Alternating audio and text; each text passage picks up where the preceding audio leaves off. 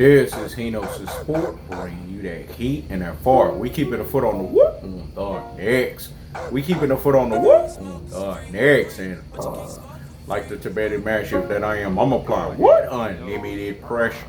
Because pressure does what? It bursts his pipes. Let's talk about it, man. In a prediction, King strikes again. In a prediction, King strikes again. Hino's Sport told you guys, man. Look at Errol the True Spence. Just like Floyd Money Mayweather. The Richard Schaefer rule or principle applies here. Let me say it again. The Richard Schaefer rule or principle applies here. We left the Mayweather era and we ushered into the Spence era. Let me say it again. We left the Mayweather era and we ushered into the Spence era. What did Freddie Roach say? They call him the truth because there's no lies in his damn fist. Let me say it again. They call him the truth because there's no lies in his damn fist. Errol the True Spence, just like Floyd Money Mayweather, has losers now that's going to duke it out. Shawn Porter and Danny Garcia. That makes fucking sense for both of they rabbit asses. If you lost, you go right back into the back of the fucking pile. Let me say it again.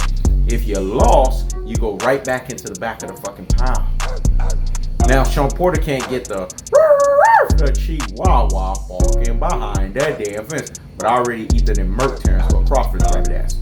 The reason why I can't get that fight is because Terrence Crawford is mediocre. He's a pure fucking beta supreme. This has already been made evident. This has already been made clear, unquestionably and unequivocally and without fail. But then we also have to ask ourselves these questions. Shawn Porter is a second tier welterweight. The reason why he can't win at the highest levels is because Shawn Porter has issues with accuracy. This is why he is Shawn Constipated Porter. Danny Garcia has issues with work rate. This was evident in the Errol the True Spence fight. He's flat-footed. This was evident in the Errol the True Spence fight. And Danny Garcia was always looking for that right hand, no look left hook. This was evident in the Errol the True Spence fight. Look at the commonality between both of Errol the True Spence opponents. They got beat the fuck up. Shawn Porter got bending of the proverbial the fucking knee in the 11th round because he tried to do the phone booth fight. Errol the True Spence fought his own fight and beat him at it. Errol the True Spence fought Danny Garcia's fight, out-countered him in the countering aspect, in the changes, in the exchanges, in the inches, in the spaces, and in the difference. See, this is what people don't understand. Errol the True Spence is the master of inches, just like Floyd was the master of inches. Errol the True Spence is the master of distance, just like Floyd Mayweather was the master of distances. But Errol the True Spence is so fundamentally and technically sound, and you guys are starting to see this more and more and more. And this is why Hino's Sport can say, and the prediction, King strikes again. And the prediction, King strikes again, because Hino's Sport is revealed like Sun Tzu, aka Art of War. 7 steps ahead of the game, 48 laws of power on that ass. He's revealed again as the cold-hearted, unadulterated, and cutthroat true telefashion artist. Just like Errol the True Spence is the truth in the fucking ring. Look at these two opponents. They deserve each other because the tables have turned. They tried to duck Errol the True Spence. They tried to cold war him in the welterweight. They tried to freeze him out. But you can't freeze out greatness, dog. Because like Hino's Sport said, and it's a Hino's Sport original, greatness personification can only be hindered. It can't be stopped. Let me say it again. Greatness personification can only be hindered. It can't be stopped. So in the greatness personification of Errol the True Spence, they tried to hinder it. They couldn't stop it. Because when it's all said and done, all roads lead through Spence. All roads go through Spence. Because he is the rock star and the boogeyman of the welterweight division. He just beat up 2 quality welterweights back to back. He draked their ass.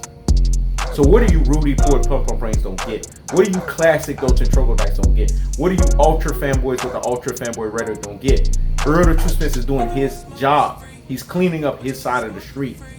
What's the chihuahua walking behind that damn fist Terrence Crawford problem? But when you look at Shawn Porter and you look at Danny Garcia, they fucking belong together. Because they deserve. And see, the Bible says you reap what you sow. Karma's a bitch, right? Let me say it again. The Bible says you reap what you sow. Karma's a bitch. And when you sat there, you tried to freeze Errol the True Spence out, Shawn Constipated Porter. You tried to freeze Errol the True Spence out, Danny Cherry Picking Garcia. Look at your fate right now. Now you two Rudy Poo and Plum Plum break. Classic Dolce and Troglodytes. Ultra fanboys with the ultra fanboy rhetoric gotta duke it out. That's what you get at its most cold-hearted, unadulterated, and cutthroat truth teller fashion.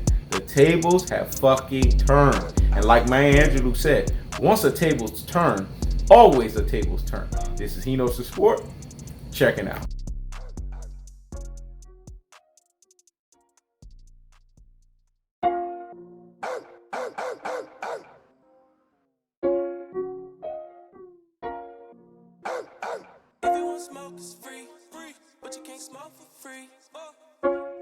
Go ahead, He Knows.